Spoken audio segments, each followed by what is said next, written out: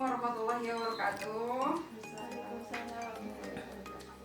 Ini keluarga Ibu Dani ya?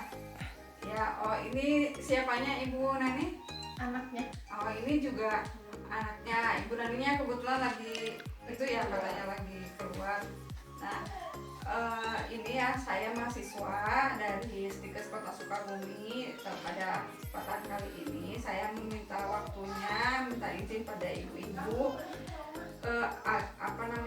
Saya akan melakukan pendidikan kesehatan atau penyuluhan yang mengenai DBD, karena kan di daerah sini tuh banyak yang kasus terkena DBD, dan kebetulan di salah satu anggota keluarga ibu juga ada ya yang terkena. Nah, waktunya kurang lebih 10-15 menit. Tempatnya di sini apa ibu-ibu bersedia? Ya, ini sebelumnya ya saya ada beberapa poster dan juga leaflet mengenai DBD ya, Ibu bisa dipegang biar lebih jelas nanti ya. Nah,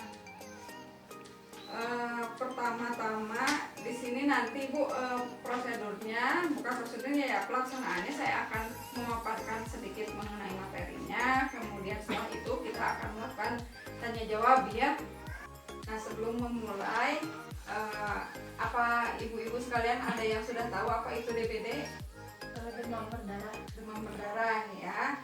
Kalau misalkan kayak cara pengembangbiakannya nyamuk demam berdarah ini belum tahu apa ya.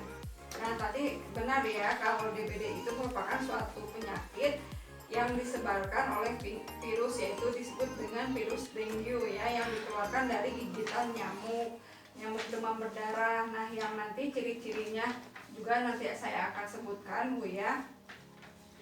Nah, yang kemudian cara pengembangbiakannya tadi, cara pengembangbiakannya bagaimana? Nah, di sini ada ya di situ. Kalau nyamuk demam berdarah ini berkembang biak itu di tempat penampungan air yang bersih ya Bu ya.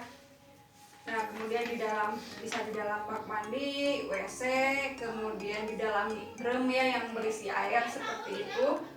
Kemudian di kayak tempat-tempat minum untuk burung gitu.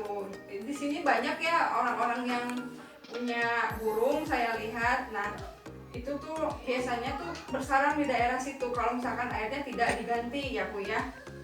Nah, kemudian juga di vas-vas bunga tuh Ibu ya. Biasanya di sini saya lihat juga di depan rumah Ibu banyak vas-vas bunga ya, yang kalau misalkan airnya tidak diganti atau misalkan tidak menyerap, itu bisa jadi sarang nyamuk DBD di situ. Kemudian juga di kaleng-kaleng bekas gitu ya, di di talang-talang air yang memang saluran-saluran airnya yang sudah rusak ya, yang menggenang gitu. Tapi kalau di saluran air yang mengalir itu tidak akan. Nah, kemudian untuk ciri-cirinya, ciri-ciri dari nyamuk DBD itu sendiri seperti apa? Nah, ciri-cirinya itu nyamuknya itu berwarna hitam, terus kakinya itu ada belang-belangnya Bu ya. Nah, ada belang-belangnya, kemudian jarak terbangnya itu memang sangat tinggi sekali, sekitar sampai 100 meter itu juga bisa bisa terbang ya. Kemudian menggigitnya pada kapan hari, itu bisa pada pagi sampai sore hari, jadi siang sore juga bisa gitu. Kemudian untuk nyamuknya ini biasanya di tempat-tempat yang memang lebih gelap gitu, yang kurang cahaya matahari, yang lembab ya seperti itu. Nah, kemudian apa saja sih dari gejala DBD itu sendiri? Gejalanya itu biasanya panas yang mendadak ya, tinggi ya, yang mendadak tinggi itu selama 2-7 hari. Kemudian tampak lesu, kemudian timbul bintik-bintik merah pada kulit ya, kemudian sering terasa nyeri di ulu hati. Ya, Ibu tahu di mana posisi ulu hati?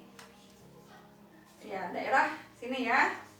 Nah, kemudian kalau misalkan gejala-gejala lanjutnya itu biasanya terjadi perdarahan, tapi perdarahan itu terjadi setelah demamnya tadi berkurang ya. Biasanya orang yang demam berkurang itu mereka berpikir wah udah sehat nih, demamnya juga udah turun, padahal itu tuh disebut waktu kritis ya Bu ya, jadi harus waspada. Kemudian kadang terjadi juga muntah, kemudian muntah berak ya. Kemudian bila sudah parah itu penderita misalnya mengalami gelisah itu tadi seperti nyeri di ulu hati seperti itu.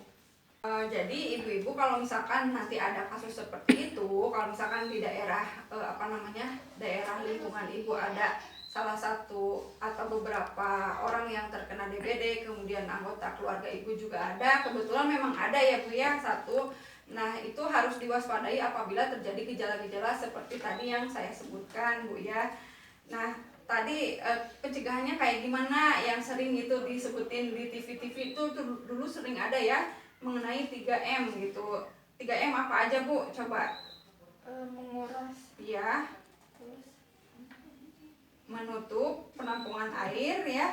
Kemudian seperti memanfaatkan atau mendaur ulang barang-barang yang bekas seperti itu atau mengubur ya. Nah, kemudian plusnya itu bisa dengan cara sekarang itu kalau misalkan ibu memelihara ikan sebagai yang pemakan jentik-jentik nyamuk seperti itu ya, memfogging juga seperti itu biasanya itu dilakukan sih ada dari dari pemerintahan daerah ya, biasanya suka ada ke setiap kampung atau daerah itu memfogging seperti itu, kurang lebih seperti itu ibu ya penyuluhannya. Kalau misalkan ada gejala seperti itu ibu harus datang ke fasilitas kesehatan, baik ke dokter praktek maupun ke puskesmas seperti itu ataupun rumah sakit. Nah seperti itu ibu untuk penyuluhan kali ini. Coba saya akan bertanya sekarang ya, atau misalkan ibu-ibu ada yang mau bertanya dulu mengenai kasus DBD ini, mengenai penyakit ya demam berdarah. Ada nggak kira-kira yang ingin ditanyakan? Nggak ada. Nah kalau begitu sepertinya sudah pada paham, tapi sebelumnya nih saya akan nanya dulu mengenai tadi gejala yang tampak misalkan yang memang terlihat gitu seperti apa pada kasus DBD ini. demam. Terus bintik kemarahan. Terus ada lagi tadi demamnya juga jangan lupa, demamnya itu misalkan 2-7 hari seperti itu Bu ya. Kalau misalkan nih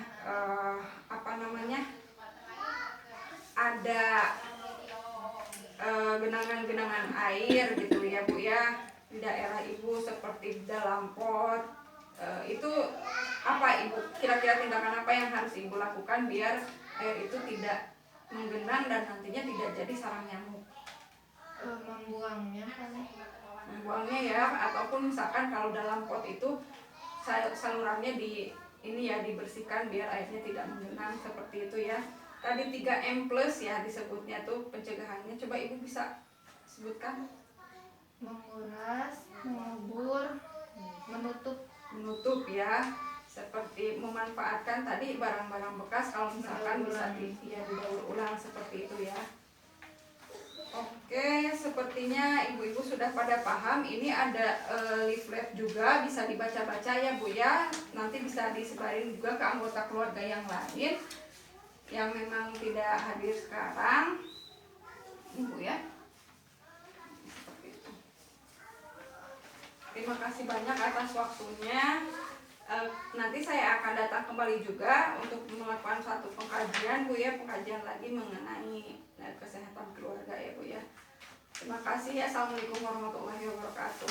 Waalaikumsalam.